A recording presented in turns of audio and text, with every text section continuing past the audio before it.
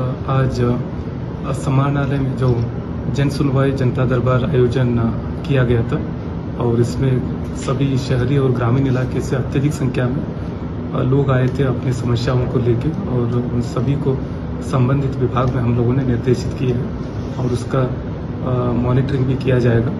और आज जो मामले आए थे कुछ ऐसे मामले थे जो आंगनवाड़ी सेविका का चयन में अनियमितता का कुछ शिकायतें आई हैं। ऐसे 3 मामले आए हैं तो उसको हम लोगों ने डीडीसी और डीएसडब्ल्यू को जांच करते हुए प्रतिवेदन देने के लिए हम लोगों ने निर्देशित किए हैं।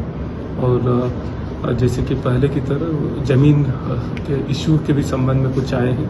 जैसे अनगढ़ा में एक फर्जी वंशावली दिखाते हुए एक ट्राइबल जमीन का जो अनुमति परमिशन लिए हैं और जिसमें उस वंशावली में जो है वहाँ के लोकल कुछ जनप्रतिनिधियों का भी हस्ताक्षर है। तो उसका भी हम लोगों ने डीसीएलआर को और एडिशनल कलेक्टर को भी डायरेक्शन दिए हैं कि उसका म्यूटेशन में अपील में प्रॉपर उसको सुनवाई करे और परमिशन अपील का भी सुनवाई करे। और अनगढ़ा में भी इसी तरह के कुछ पुराने डील्स जो बने थे उसका म्यूटेशन नहीं हुआ और पंजी 2 का सुधार नहीं है तो उसका भी हम लोगों ने निर्देश दिए हैं। और ये कुछ मेडिकल प्रॉब्लम्स ही यहाँ आए थे। किसी एक पेशेंट जो हाई रिस्क प्रेगनेंसी है और उसका हार्ट में छेद है जो कभी उसमें पाया नहीं गया था तो उसको हम लोगों ने अभी सिविल सर्जन से हम लोग सलाह ले रहे हैं कि उसको कैसे हम लोग मेडिकली उनको मदद करें और आगे का क्या रास्ता उनके पास हम लोग दिखा सकें। और इसी तरह के अन्य जो मामले भी आए हैं जैसे मोराबादी के आसपास बहुत सारे जो सरकारी ज़मीन है जिसको कुछ प्रतिष्ठान लोगों ने उसको पार्किंग एरिया अपने कब्जा करके पार्किंग एरिया की तरह यूज़ कर रहे हैं। तो वहाँ के आम जनता को आने जाने में उसमें दिक्कतें हो रही है।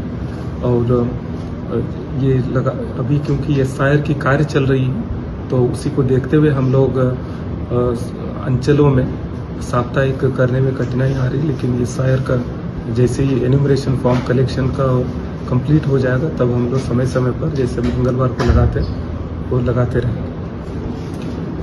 देखिए कुछ क्रोनिक प्रॉब्लम्स रहते हैं जैसे कि बहुत पहले किसी ने डीड बना दी और उसके बाद 30-40 बरस से उन्होंने कभी म्यूटेशन नहीं कराया और अभी म्यूटेशन के लिए जा रहे हैं तो उसमें सत्यापन और कभी कभी अंचल कर्मियों का पदाधिकारियों का नेग्लिजेंस की वजह से वो तुरंत उसका म्यूटेशन नहीं हो पा रहे तो वो भी हम लोग कार्रवाई करते हैं।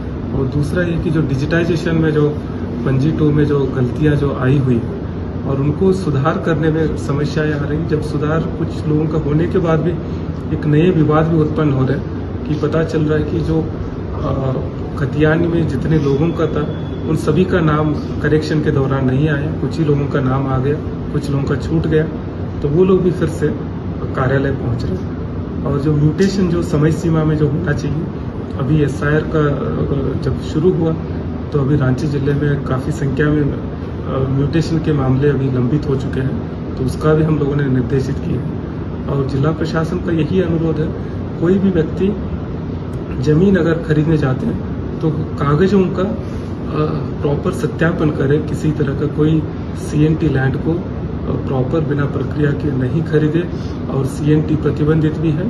और किसी तरह का कोई वहाँ भौतिक सत्यापन भी करे कहीं वहाँ पोजेशन का कोई प्रॉब्लम तो नहीं है। फिर उसके बाद कहीं सिविल कोर्ट में या कहीं रेवेन्यू कोर्ट में केस तो लंबित नहीं। ये सारा चीज़ जांच पड़ताल करके करे ताकि अपना जो पूंजी जो है सही जगह पे लगे और सादा पट्टा लोग कोई भी न बनाए। क्योंकि अभी के समय में हो सकता है जो दे रहे हैं वो खुशी से दे रहे होंगे लेकिन जो कुछ साल के बाद अगर उसमें कोई अनबनी हुआ तो फिर अपना सारा जो पूंजी था प्लस जो उसके ऊपर घर भी बनाया था वो सब जो है जो भू वापसी केस में निकल जाएंगे। तो सभी से अनुरोध है कि सत्यापन भी करके अपना ज़मीन खरीदें। और पुराने जो मामले हैं उनके ऊपर हम लोग सख्ती से सभी अंचल अधिकारियों को हम लोग सुपरविजन कर रहे हैं और जो रिव्यू भी चल रही है।